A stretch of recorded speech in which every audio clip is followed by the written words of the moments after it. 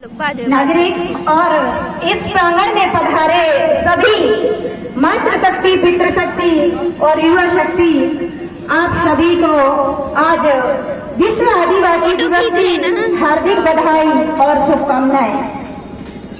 बड़े ही सौभाग्य की बात है और आप हम सब बड़े ही सौभाग्यशाली हैं कि आज हम अपने आदिवासी दिवस को मनाने के लिए दूर दूर से, गांव से पधारे हुए हैं और इतने समय देकर बैठकर हम सुन रहे हैं। ये हमारे लिए बहुत ही महत्वपूर्ण है और क्योंकि सुनना बहुत जरूरी है। हमारे यहाँ बहुत सारे कार्यकर्ता और हमारे समाज के जो वरिष्ठ और बुद्धिजीवी, जो भी हमारे वरिष्ठ नागरिक हैं, उनसे ही हमको सीखने को मिलती है।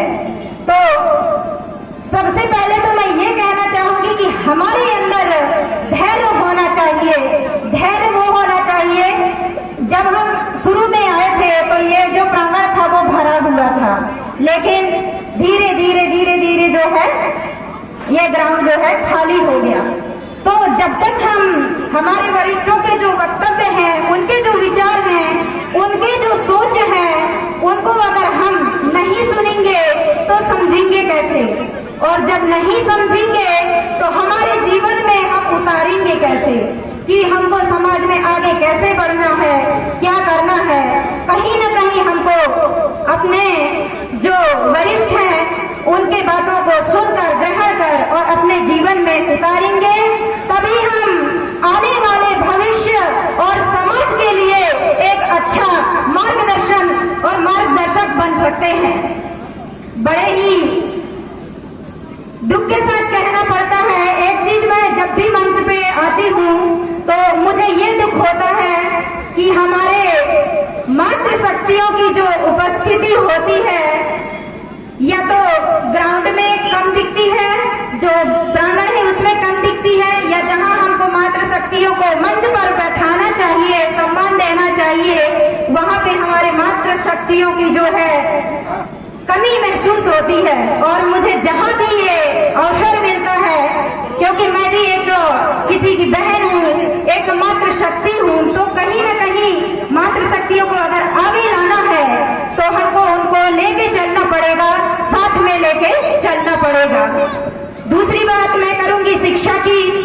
शिक्षा हमारे जीवन के लिए बहुत ही आवश्यक है, क्योंकि कहते हैं शिक्षा वो शेरनी के दूध है जिसे हर बच्चा या हर व्यक्ति पीकर दहाड़ सकता है। शिक्षा वो है। तो आप लोग, मैं एक एनजीओ में काम करती हूँ जिसमें शिक्षा को लेके काम है, और स्पेशली वो एनजीओ जो है वो हमारे आदिवासी बच्चे हैं, जो ट्राइबल के बच्चे हैं, जहाँ पे उनकी उपस्थिति ज्यादा है, उन्हीं के लिए हम काम करते हैं। तो हमने देखा हमारा काम पूर्ण रूप से ये होता है कि हम पालकों से मिले, जो शाला प्रबंधन समिति है उनसे मिले और स्कूल के संचालन के लिए उनको अवेयर करें। और पालकों में सबसे कमियां ये देखी गई कि बच्चों को जो है पढ़ाने में कमी कर देते हैं। ये बहुत सोचने की बात है, जिससे हमारा परिवार, हमारा समाज आगे बढ़ सकता है।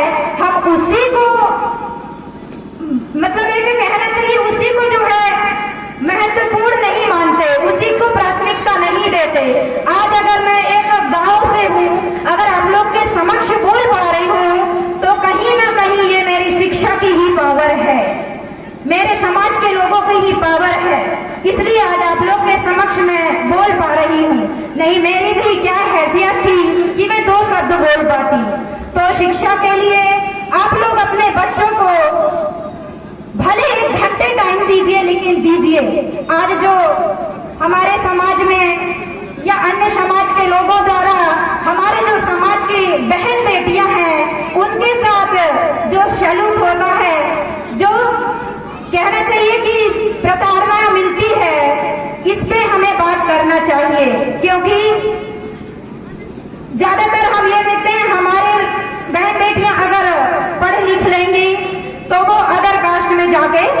शादी कर लेती हैं, जो कि ये उचित नहीं है।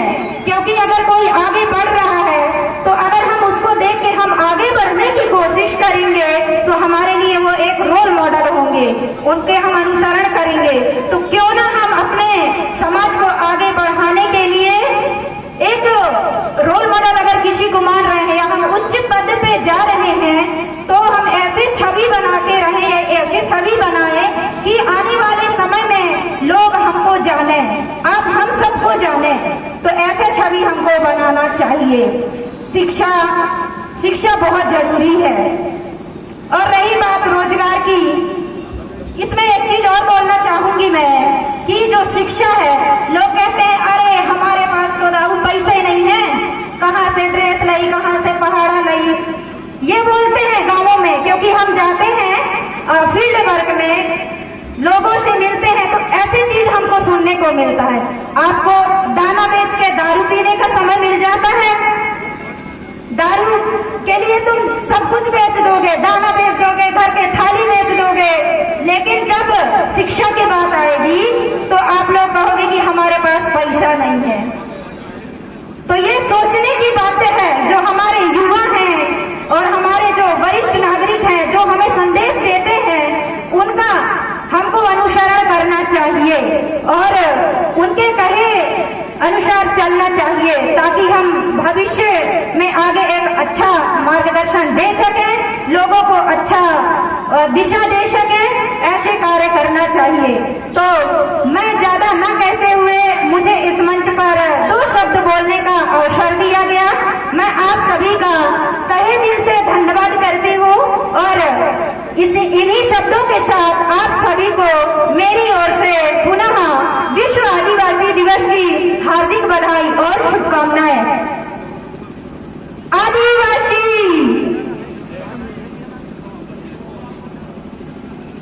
एक नारा लगाएंगे सभी लोग जोर से। मुझे लगता है सब लोग थक भी गए हैं। एक तीर एक कमान, आदिवासी एक समान, एक तीर एक कमान, आदिवासी एक समान। इन्हीं शब्दों के साथ अपने वक्तव्य को मैं विराम देती हूँ। आप सभी का तहे दिल से धन्यवाद।